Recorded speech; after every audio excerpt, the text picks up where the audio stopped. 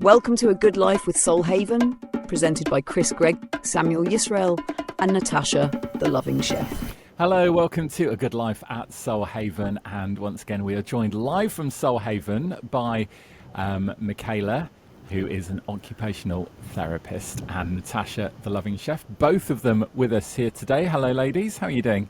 Hello, good, thank you. How are you? I'm brilliant. Sounds like you're having a bit of a storm over there, which is very exciting. You can hear all of the raindrops. Oh, so yes. Nice and cozy in your yurt. Absolutely, yeah. You might hear the odd flickering of top of the yurt, but that's absolutely fine. We're all safe. It's just windy.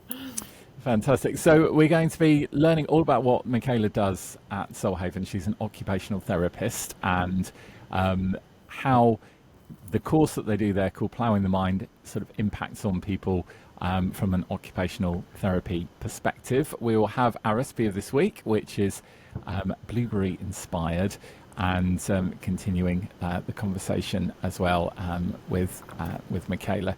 So first of all, before we get going, for people that are listening to this for the first time, could we have a little introduction to Soul Haven? Absolutely. So yes, so we're based in Malton, just outside Northampton. Soul Haven is an award-winning community centre committed to building sustainable people. So we believe that sustainability isn't just around the planet, it's also about the people, and it's also very deeply personal too. So our sole mission is simple: to share practical tools, resources and experiences that help people reconnect with themselves and the nature within us as well. So we always look inside the internal garden, and we always empower people to become wholly sustainable, happier and healthier to their true authentic self. Well, hopefully you won't be connecting directly to nature if that tent blows away today. Well, hopefully stay a safe distance away from the nature outside. So let's get going and hear what's been going on in the Soul Haven garden. And obviously a great time for the garden, especially when it rains. We've had quite a dry summer so far, and now we're starting to get a bit more variety with the weather, and the garden does enjoy this sort of weather, doesn't it? Absolutely it does. Our garden at the moment is absolutely thriving, and so we've got lots and lots of butternut squashes coming on, and they're producing these really beautiful yellow flowers, which is absolutely amazing. I'll take them into the kitchen and cook with those as well. Gosh, what else have we got? We've got kale, we've got spinach, we've got an abundance of things. And I just want to share with you, because this year, I don't know whether you can see them or not, our polytunnel has produced masses and masses of grapes. Wow, you've got a vineyard going on. Yes, we have a vineyard in our garden. Yes, look at those, just as one bench. And we've got pounds and pounds and pounds of them, so yes.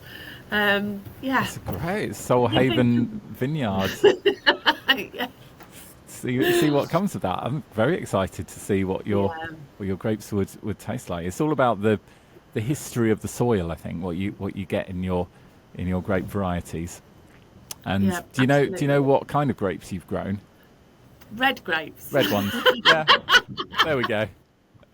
Red grapes. Somebody donated a little grapevine to us. The plant maybe 2 years ago was only this big, and now it covers almost like a third of the polytunnel. Wow.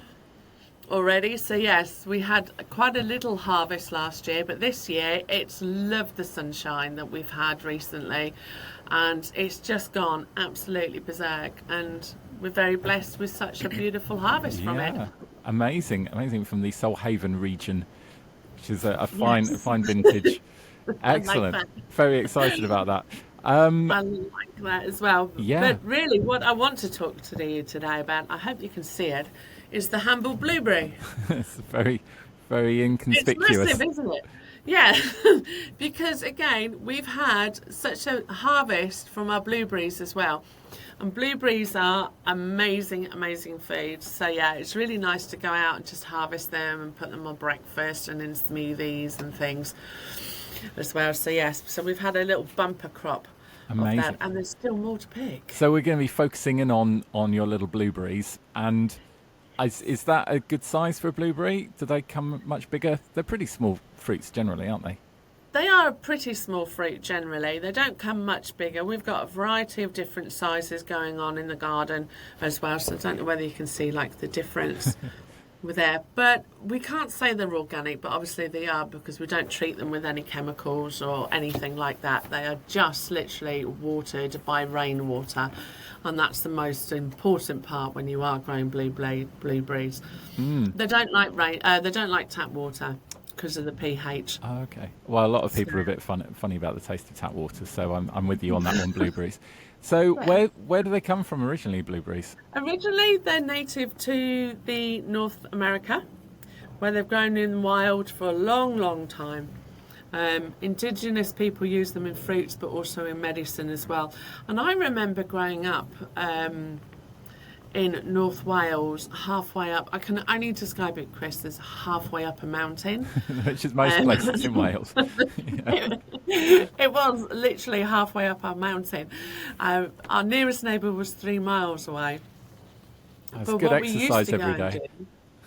It was really good exercise. Walking to school, left home early and got back late. But I always remember going on walks with the dog and picking wild blueberries, and these take me back to those days of just out with the family and just picking, harvesting, and we never went anywhere without a Tupperware box on our walks along the way. But they were actually covered, the mountain was covered in blueberries. Wow.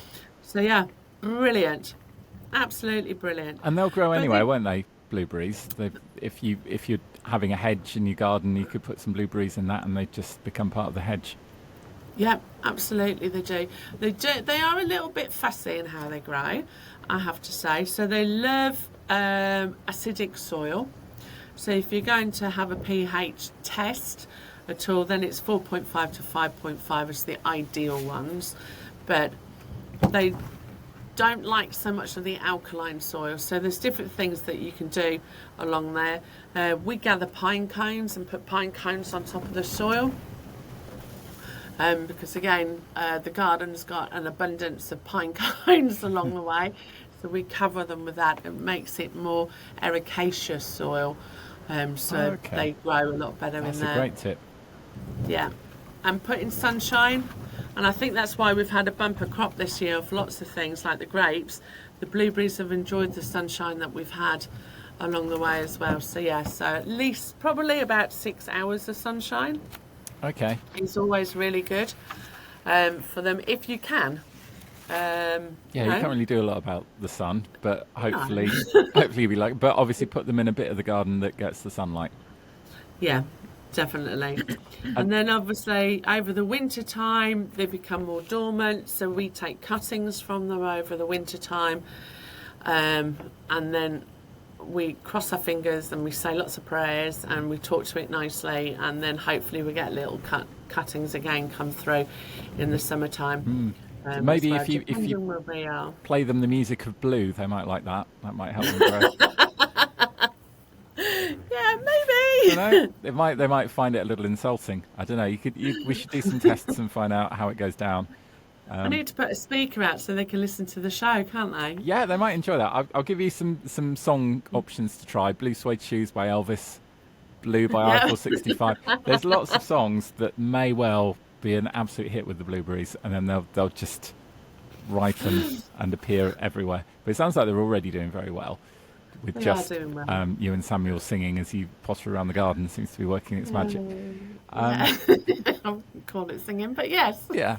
The noises. Yeah. So they are noises. They are noises from the heart, and that's the main thing. Yeah. And they like to have well-drained soil as well, don't they?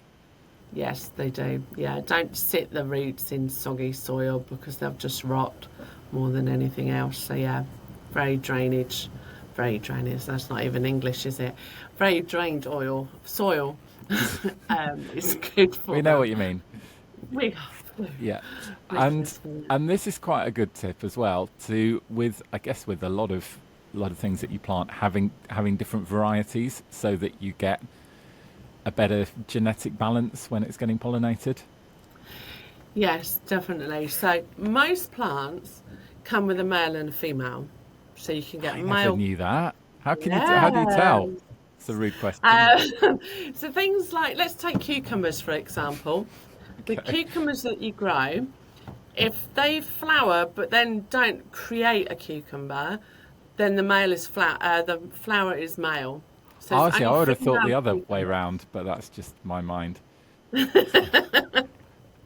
Yeah, so it's the females that produce the cucumbers. Okay, there we go. Yeah, yeah, absolutely. So yeah, things like you've got tomatoes, you've got male and female tomato plants, which is why a lot of people who've got allotments and things go around and take the pollen from one flower and put it onto another flower and things. We just let it all nature come here with butterflies and bees and things, and they do all of that for us along the way with our tomatoes. So yeah, but yeah, most plants have male and female. There we go. So I'm learning so much from this podcast. And what about those winter months with your blueberries? What do you do in the winter? In winter months, if it's going to be really, really cold, then we wrap them up so they don't catch the frost, because of course they come from a hotter country originally. So we wrap them in bubble wrap, which is quite easy to do. Or you can wrap them up in an old fleece or an old blanket as well. So yeah, bubble wrap is the better one. Do they feel like they've got friends around them with the bubble wrap? They've got little blueberry bubble friends. You could paint it blue, then it feels like they've got a bit of companionship. Now, blueberries are really good for you, aren't they? And they've been described as a superfood. Would you go along with that? Do they get in the superfood league? I would absolutely go through and say yes, 100%. These lovely little blueberries really are superfood. They're packed with antioxidants that helps protect from cell damage. It slows aging as well, so yeah. And fights inflammation. So if your body's got a lot of inflammation, then I'd suggest maybe doing like a smoothie with your blueberries and maybe a banana and things in there. But blueberries have an abundance of health properties. They help improve your memory as well. Helps improve your cognitive function along the way as well. And heart. It helps to lower blood pressure and supports your cholesterol levels as well. And your gut, your internal garden. They help support and help nurture grow your internal garden in there as well, and your immune system. So obviously if you're feeling a bit coldy maybe, or if you've got the summer cold coming and things, pack as many little blueberries as you can inside of you, and that will certainly help along the way. Yeah, and blueberries, a lot of people ask me, well, I'm diabetic or I'm pre-diabetic, so what fruits can I eat? Blueberries is one of the fruits that actually helps lower your blood sugar. Wow. So they're not just good for you, they actually make you healthier as you're eating them. Yes, yeah. Absolutely. That's amazing. I'm amazed that blueberry is still there on the table and you haven't popped it in your mouth yet, because you keep holding it up and I'm like, you wow. haven't seen it here on the table. The pile is becoming smaller It's smaller and smaller. Yeah. No, this is great. And what have they got in them? They've got lots of vitamins in them as well. Yes, they do. They've got vitamin C, vitamin K1. Now, a lot of people don't know about vitamin K1, so that helps with your blood clotting and supports your bone health. What else? Vitamin A. It's got vitamin B6 in there, and it's got lots of other vitamins in there as well, and that helps support your metabolism and your brain function as well. So yeah, they really are. This little tiny thing here really has got some amazing properties that can help us humans as we go along. Brilliant. Hats off to the blueberry. I think you can eat it now because we finished talking about, Thank you. about blueberries. It's hard to resist because you just sit there for 5 minutes talking about how great it is, and then it's just sitting there going, just eat me. Yeah. Come on already. Eat me. I'm the other one.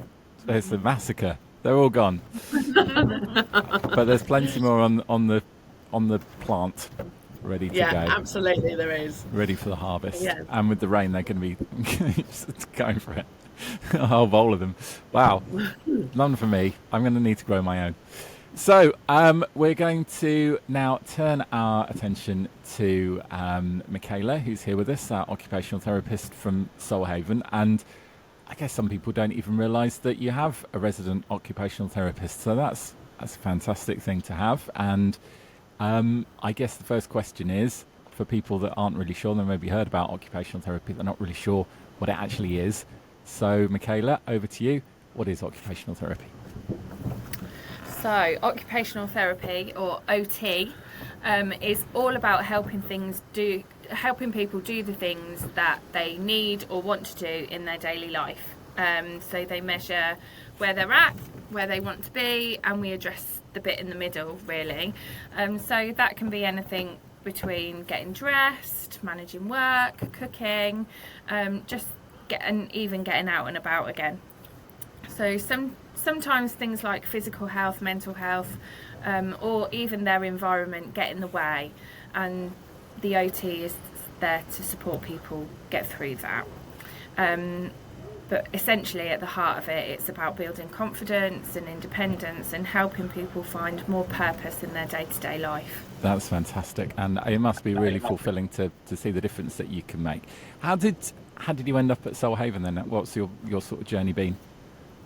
So I retrained as an older adult. Can I say that? And as I didn't do it at 18. That's what I mean. You were grown up.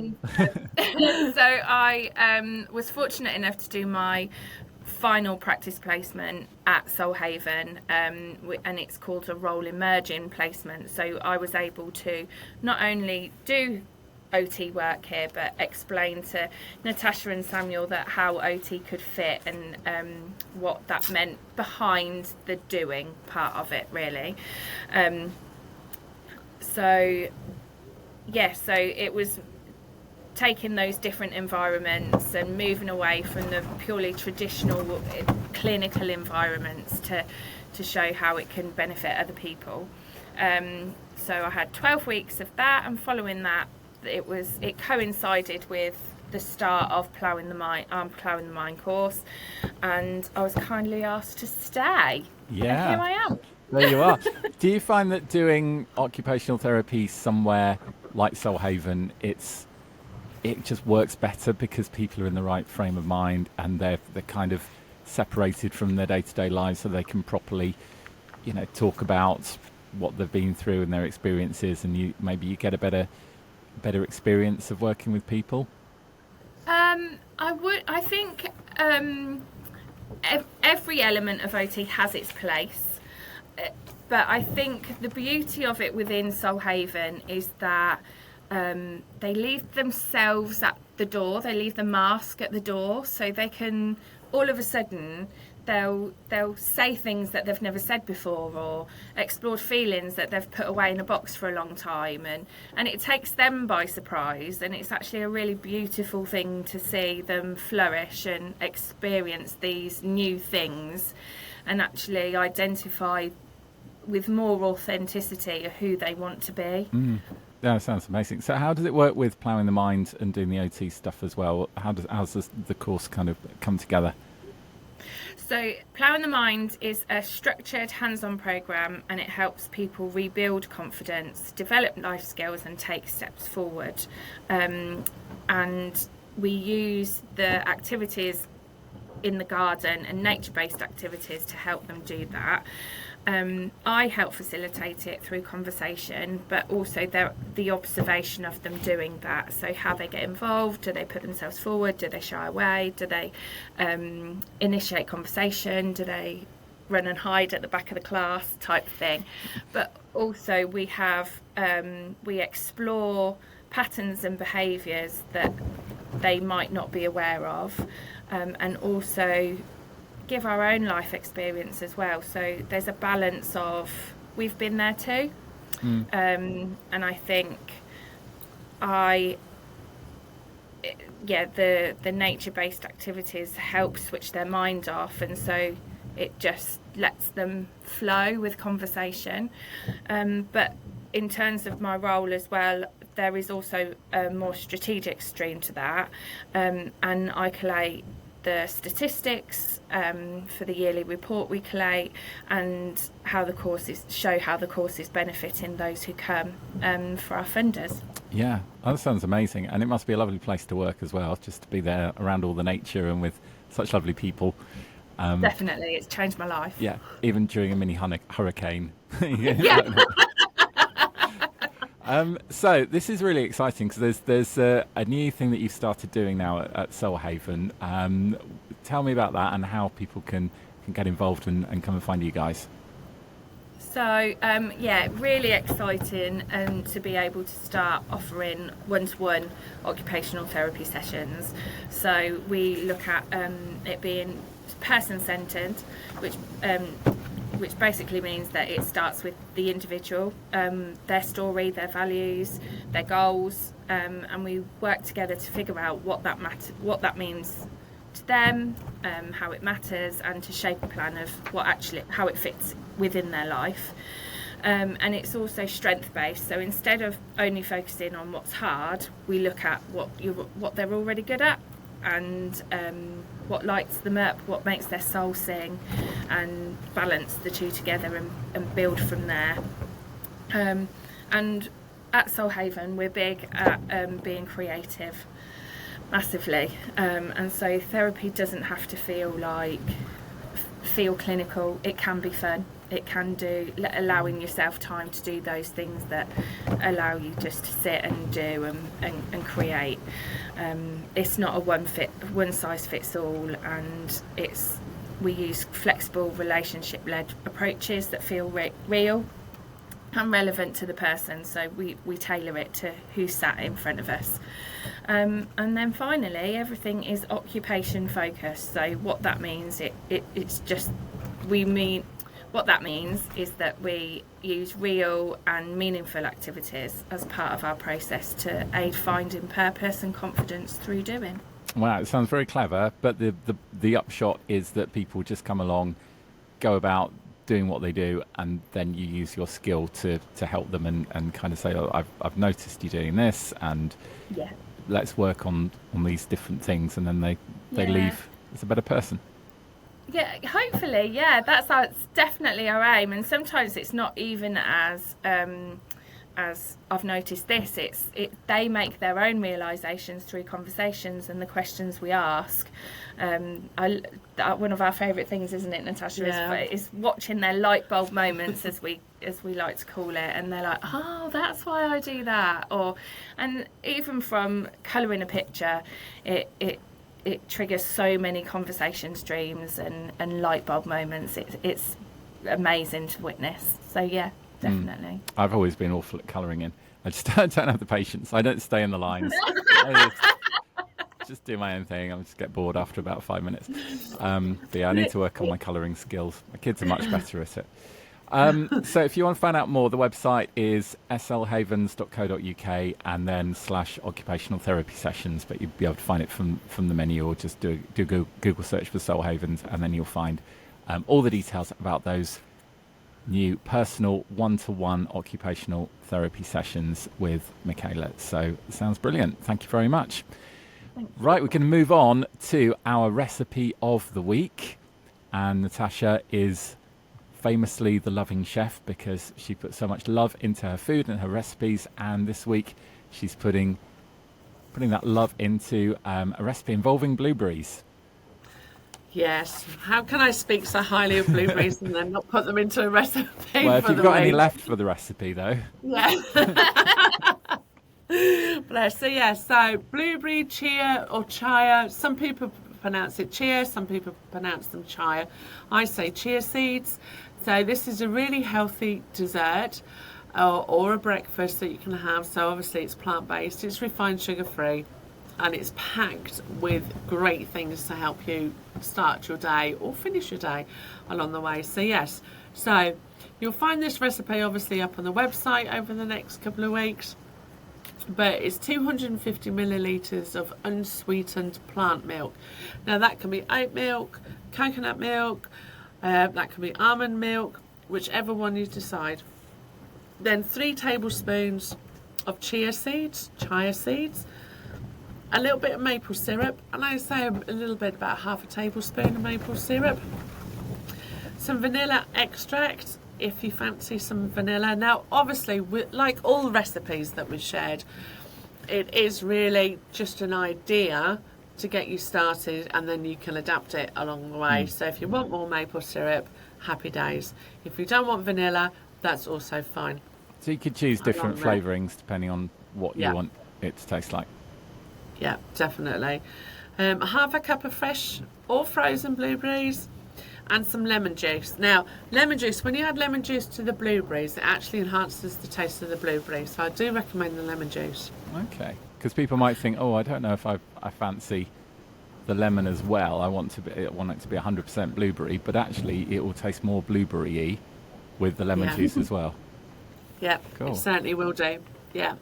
And it's really easy. If you've got a blender, now you can have a stand-up blender, you can have a hand blender, you can have a food processor, or you can have a very like a whisk on top of something, electrical whisk as well. So you want to just blend, or elbow grease. Now that would be a lot for this one, but yeah. So stick your plant-based milk, your blueberries, your syrup, your vanilla, and lemon juice into a blender, whichever one you're using, and blend it until it's smooth. Stir in the chia seeds, and mix well. Pour into a jar, a bowl, a mug, a glass, however you want to present your wonderful recipe with, and just let them sit for about 10 minutes and then stir again. So chia seeds, when they become wet and are introduced to liquid, they swell up. When I first started using chia seeds, I thought it reminded me of frog spawn. You know, like the old tapioca you used to have at school? Consistency, yeah. Yeah, it's that kind of consistency when you first start with it. But stir it, give it a stir, and then pop them back into the fridge for at least 3 hours or overnight. And it's ready to go. You can top it with bananas, oats, a little bit of granola, a little bit of yogurt on top, some fresh blueberries, get your blueberries in there on top as well. And you've got this beautiful pudding that's full of so many great things. You've got your protein in there, you've got your antioxidants in there. It's just amazing. And it's nice and smooth. You don't have lots of little seeds in there that are going to get stuck between your teeth. It all just gets blended into a smooth, lovely pudding. Yes, absolutely. You can have cinnamon on there. Cinnamon's one of my favourite things, obviously, because it helps the blood sugars and things. But yeah, try it, have a go. I'd love to know if anybody tried it. Yeah, send us some pictures and let us know what your little tweaks are, what you add to it, or what you take out, and if you've got any other little ingredients that you can add.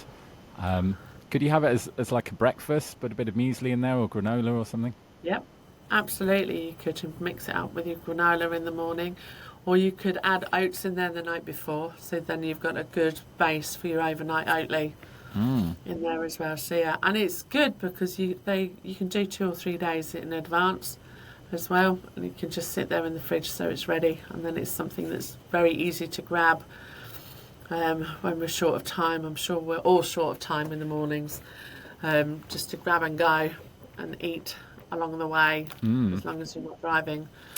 Yeah, no, you just keep nibbling. And again, with the blueberries, you could have a little bowl of blueberries in a little Tupperware pot that you take with you for snackage as you go about your day. All good. Definitely. Brilliant. Well, thank you very much. As you say, you can see that recipe for the blueberry chia pudding up on the website right now, and it sounds delicious. Right, so we're going to have another chat with Michaela now, I think, and find out some tips for people that are struggling with wanting to move forward in finding their true, authentic self. And that is something that a lot of people say. If you get all deep and meaningful with them, and they say, and you kind of ask them what they would love to kind of sort out with their life beyond the obvious stuff with money and work and stuff, when you actually say, like, what within yourself do you want to do? And that a lot of people say, oh, I just want to find myself, want to find out what my true authentic self is. What's your advice? Have you got some top tips for people that want to move forward with that process? I do. So my first top tip is start with small, meaningful actions. So authenticity isn't found all at once. It's revealed in what we do every day. So I have to admit I relate to this one this week, because I've been prompted to do my own grounding, and I've picked up my old crocheting again this week after a very long time. So but essentially begin with reconnecting with activities that feel genuinely meaningful to you. So not what others expect, not what they want you to do, but what makes you feel alive and calm or grounded. So here at Soul Haven, we've seen how even the small things like growing a seed or setting a morning routine can help people really discover their strengths and values. Number 2 is understand your barriers without judgment. So if something feels hard, ask what's getting in the way. Why am I holding on to that? Why is that bothering me? So whether it's low motivation or anxiety, past experiences, identify what's blocking you is key. So as an occupational therapist, we look at the whole picture, as we said before, the emotional, physical and social and environmental, to help people gently remove or adapt to those barriers. But creating insight into that space for growth is really worthwhile, and sometimes that might give a difficult answer to explore, but identifying why we're holding on to that is really key. Yeah, I think a lot of these things, it's going to take a while for people to open up and start talking about Absolutely. What is actually holding them back. Yeah, definitely, and feeling safe to do that is really is an essential part of it. And here at Soul Haven, we often get commented, it's like leaving ourselves at the door again. So because there's just that no judgment thing that's really important, to not beat yourself up about any answers or anything, any realizations that you're coming across. It's just a really brave thing to be able to do. And lastly is to reconnect with purpose rather than perfection. So you don't have to fix yourself. I'm a true believer in nobody needs fixing. They just need that encouragement to be themselves. So you just have to be curious as to what that is. Finding your authentic self isn't about having all the answers. Far from it. It's about exploring what matters to you in real life. And we encourage people at Soul Haven to try new roles, reflect on what gives them energy, and move at their own pace. Progress doesn't need to be loud. People will find that ironic with me saying that, because I've always got something to say. But sometimes it just looks like showing up and just getting to where you want to be. Even on the hard days, and identifying that sometimes just getting out of bed can be your win, your small win. So, yeah, that's brilliant stuff, and I think this is why it helps to have somebody there to tell you these things personally, because it's fine to say, oh, you're fine as you are, but sometimes there's somebody else saying to you, there's nothing that you need to change about yourself. You just need to accept yourself is what it's all about. So yeah, that's great. And I guess these are some of the things that you will be working on with people when they book those one-to-one sessions. Yeah, 100%. And again, it's led by them.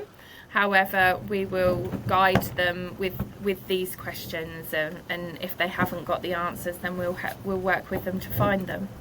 And you're not expected to turn up with all the answers, because otherwise there'd be no point doing it. So, yeah. Absolutely. I'm still finding the answers for myself. We've all turned up to Soul Haven thinking, we're fine. But we always find something. You realise, no, there's always something to work on. It's like my car. I think it's working properly, and then, you never know what's going on under the bonnet. Brilliant. So we're on to the last section of the show now, where we give ourselves a focus for the week ahead, and we have these beautiful cards. And is Michaela going to be doing the honours? So I am today. Can I have a number between 1 and 72, please? So this is too tempting, and I normally go for quite a high one, but let's go 12. Okay. Nice number. Nice number. Why were you drawn to the number 12? Does it Because have a I thought significant 71 I'd meaning? get in trouble, so I just picked another. It was just a 12. nice low number that wasn't too low, but also was high enough that it would be a decent amount of randomness. What I was thinking. Nice. And then if you show. So I've got reflect. Reflect. Okay. Yeah. So what does that mean to everybody? So what does that mean to you, Michaela? Reflect. I used to think it was looking back all the time, but actually it's more what's the lesson. So what is it? So even in good and bad times or difficult times, actually, what is it teaching me? And so the next time we can do something, the next time we do it, I will do it different. What about you? God, again, I'm very much like Michaela. Reflect was like, oh, I've done something and then I'm reflecting from the past to what to learn. But also, reflection for me is also being about being in the present, about reflecting things away that are not required. So I can run a really busy program and get wrapped into the firefighting of things quite a lot, but to reflect them away from me and say, and have the courage to say, make my own boundary of saying, actually, I'm a bit busy now, can I pick that up in 10-15 minutes? So yes, reflection and boundary work for me. How about you, Chris? Yeah, I think reflection is all about like a mirror, looking at yourself and reflecting on what you see. And I'm kind of drawn to what Michaela was saying about kind of asking yourself those difficult questions and being honest with yourself. That I think to truly reflect on things, you've got to have that honesty to, look at yourself, warts and all, like you do in the mirror. And some people don't even like looking in the mirror because they've it's like, oh, I don't look like I remember me looking.